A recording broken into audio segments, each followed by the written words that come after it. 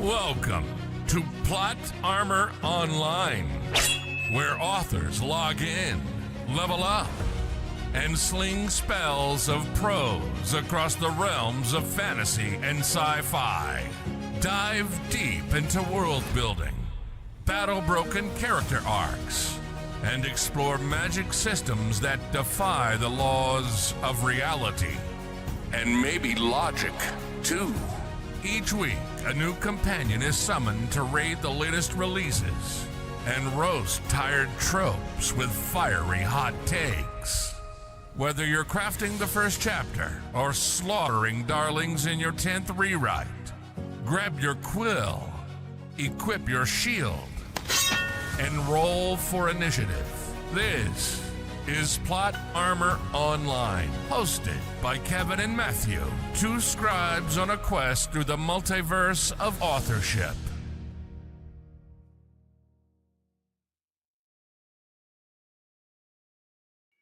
Hello and welcome to Plot Armor Online. This is episode 5. My name's Kevin.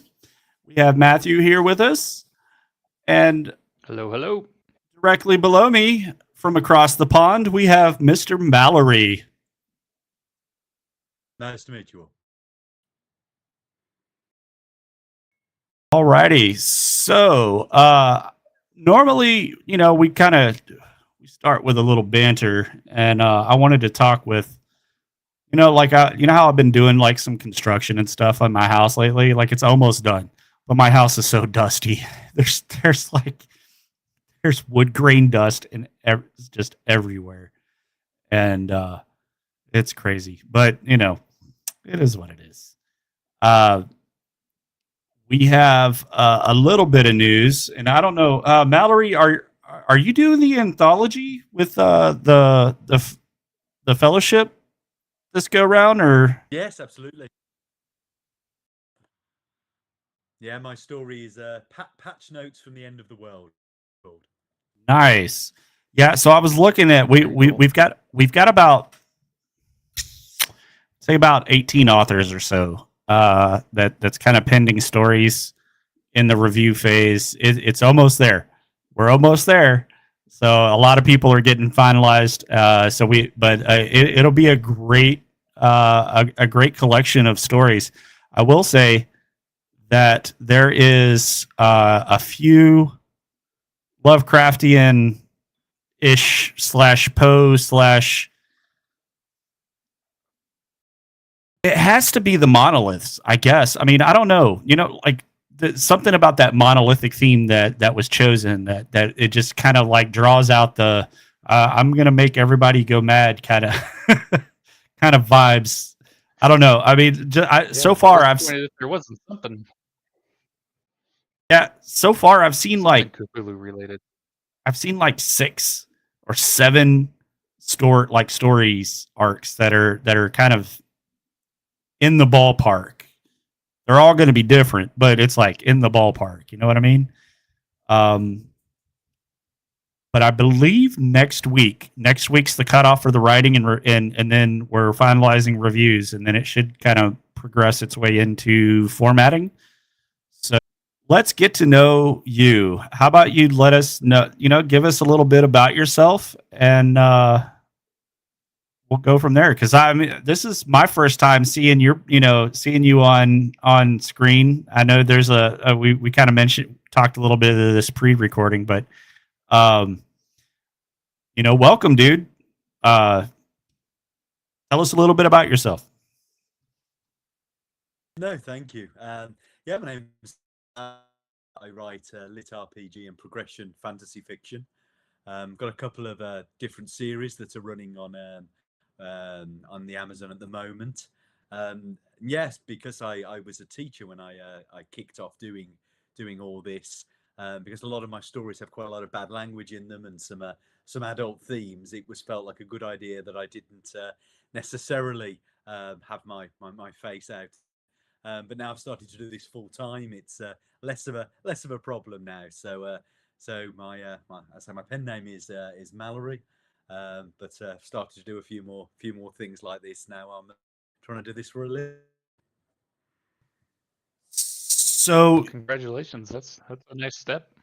yeah, you have a couple titles. Hold on, let me change scenes here real quick, and we'll bring it up. Let's see.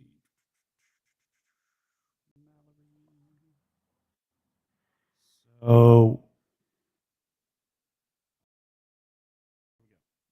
all right. So I don't know if you can see the stream window, but I think we've got your Morgan and hold on. Why is this pause? Morgan and Merlin's Excellent Adventures. Yes. So tell us a little bit about this one, and I've got screenshots of every single your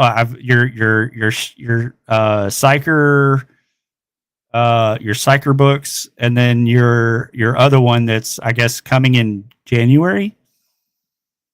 Yeah, which is Yeah, like so this series, the one you go ahead. So the series you've got there at the moment with Morgan and Merlin's Excellent Adventures, it's an Arthurian portal comedy. So it's following in that sort of Connecticut Yankee and King Arthur's court sort of tradition. So you've got the idea from the modern day portal back their death to Arthurian times. And the premise of the story really is that in the prologue, Merlin is murdered. And obviously, if you know your Arthurian myths, Merlin's quite important for the way that Arthurian myth develops, really. And because Merlin has been murdered in the prologue, the last vestiges of his spirit seek out an apprentice and seek out some that they're going to be able to come in and fill in his shoes. And every single time he finds someone there, they're wiped out as well. And he gets to the absolute last possible person that could ever has managed to fulfill the sort of cultivator role that Merlin has for them. And that's Morgan. And she wakes up just being hit by a truck in true isekai tradition, a battlefield, and she's got Merlin's voice in her head. And really what Merlin has to do is to try to level Morgan up as fast as possible to become someone that can support Arthur as he starts to get ready to take up the book that picture of there is Welcome to the Dark Ages. That tracks really Morgan's arrival and the early stages of gaining in power and meeting Arthur and what happens there. And then book 2, which came out a few weeks ago, is the quest for the Dark Tower, and Guinevere is kidnapped and they have to go and gear up and go find her. And then the last book in this part of the trilogy comes out towards the end of July, I think, which is Quest for the Dark Blade, and the is Excalibur, and they have to go and retrieve from the fairy realm. It's very tongue in cheek. It's very rude. It's very silly. But I think people that have read it and listened to it on Audible have really thought it's quite a lot, really. And that was really what I was trying to do, is take that sort of Eastern tradition of cultivation and isekai and those ideas of becoming the greatest power in the land, and see what happens when a 21st century hacker sort of gets involved. That is really interesting. That's a really fun premise. You took the isekai and then like video game leveling up sequence kind of thing, and then put it in Arthurian legend. That is awesome. Yeah, I think it's definitely very tough. It's very aware of its own tropes and the sort of things that get used there. And I think what a lot of people's favorite moments are that because she's quite irreverent and the way she names the cultivation technique she develops, WWE wrestler theme that comes into a few of them. And I think that sort of balance between trying to take the genre seriously, but also take the mick of it as well, has gone down quite well. Right on. Okay, so what made you? Well, now let's get into that later, because that's going into the deep dive topic. So tell us about. Are we ready to do that? Oh yeah, sure. Murder in the Temple. This kind of to me, cover and the story title kind of. This is the one you've got coming out in January, right? Yeah, so this is a trilogy again. So it's Murder in the Temple, Death of a Correct Curator, and The Cuckoo's Last Call is a trilogy. And they're all up on Royal Road at the moment. If people like use Royal Road, and very different take. What we've got is a more hard-boiled detective sort of genre.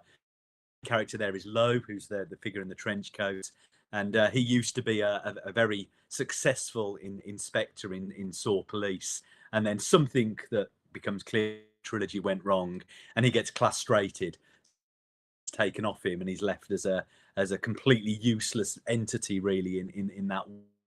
And what should happen to that's lost their class, obviously, in a world where everybody has classes, he should be dead within a few days, really. But he's stubborn. He's got some good friends around him, and he basically starts to eke a living out as a private detective. And if you know Chandler or your Hammett or your McDonald, he's sort of detective, really.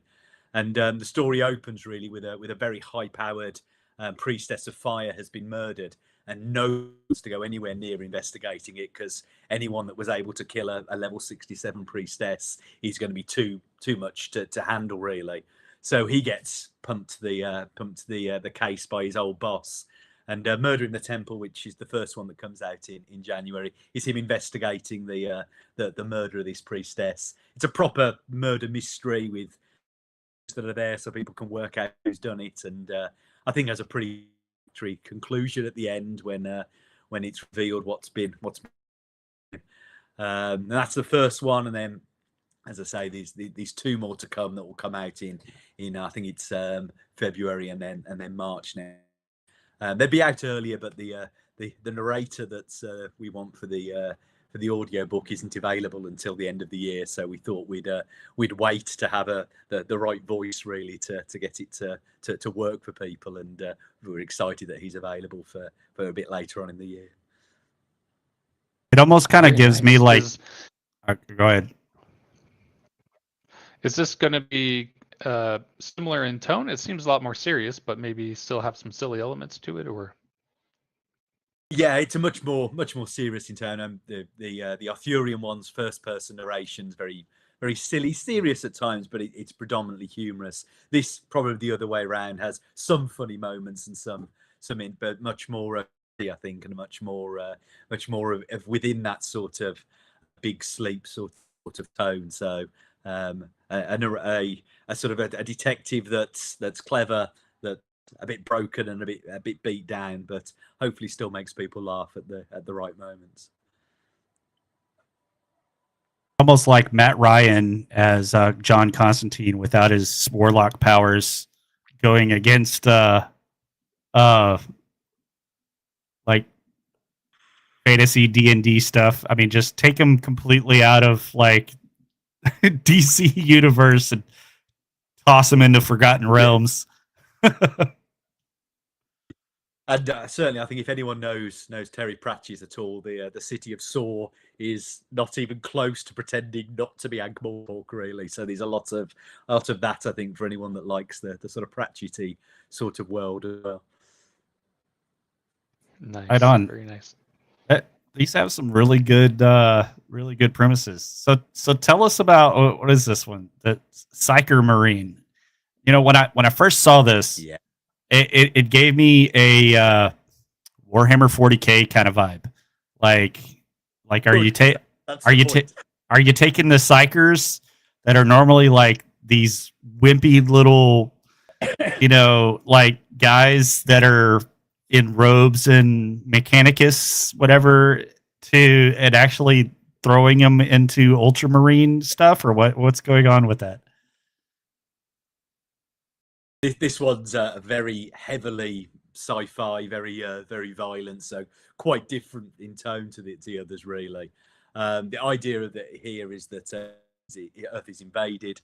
It's invaded by a very unpleasant species that's basically locust, trying to eradicate it. But a nice alien force is constantly trying to push them back and offers to help Earth out to defend itself. So Jake, who is the main character here, gets cleansed, gains these powers, as do quite a few of the other people on Earth. And Psyker Marine traces really them fighting back against the Gehenna, who are seeking to take over Earth. So Marines on Earth, Psycho Marine 2 then moves us to Mars, and then as the series goes on, we move further away from Earth as the powers grow. Really, much more. Much heavier lit RPG than the other two. So this is a very stat screen heavy. Lots of focus on growth of abilities, and definitely is trying to play with that Warhammer vibe. But yeah, I think if people like a more sci-fi version of sort of computer gaming, that's probably a series that's going to appeal to them more than the slightly more Monty Python-esque King Arthur one. I love that. So each of these are about. Hold on, let me bring up.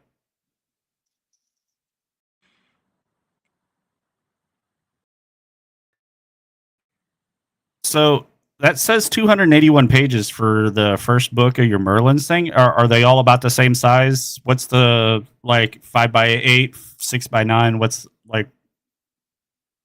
Yes, each of them is 100,000 words long. I think there's slightly different approaches by the way that the hardback is printed. So I think the ones King Arthur are very small print, whereas if you have a look at Psycho Marine, I think it's around 600 pages, and they're about the same length. So I think it is just a slight difference in the approach to how they want to look on the page. The nature of the genre I write in is because the focus is quite often on the audio book. 100,000 words gives you about 11 hours, and 11 hours is the absolute minimum really for the sweet spot for the audience. So usually what you're looking to do is try to get something that's gonna hit that sort of 100,000 word, that 100,000 words. So as the series go on with Psycho Marine, they've got a little bit shorter. But certainly the others are all hitting that 100 to 100. So you got quite a bit of chunkers out there on the market. 100,000 words ain't nothing to scoff at. I mean, that's a decent sized book. Yeah, but as I say, it is all about the audio book and the sort of the attraction of people who want to use their Audible credits. Really, what you're looking for is something that is going to be accessible for somebody to use. To use one of their monthly credits on, so you want it to be that plus 11 hours, so that people feel it's justifiable for them to use. Really. So I've got your Amazon page up right now, and it looks like the only audiobook. Well, I guess other formats. Just this is the only one that they've got quick look for you, and that's is that book 2? Yeah, they all have audio. Have audio. I think the Amazon page is not always the most effective way of displaying things, unfortunately. But yeah, all of the books have audio connected to them. Okay. And then you're also on. So hold on, I got you on the Fellowship's website and links to your. Almost links to I guess a good chunk of your books. Yeah. I think it's been a good initiative. Mallory, why did you pick Yeah, Fellowship's great. I love that they're doing that on that page too. I'm curious what made you interested in lit RPG? I think it was more that I'd never come across it before till about 4 years ago. I think it is now. Just hadn't ever been a genre that I knew existed. I liked the play your own adventure games when I was younger with the Peter Jackson. I think Steve Jackson books. But I didn't know that they had continued on into being an adult really. And someone suggested I had a look at Royal Road. And I logged onto there and started to read a lot of the stories that were there. And it seemed like a very obvious place for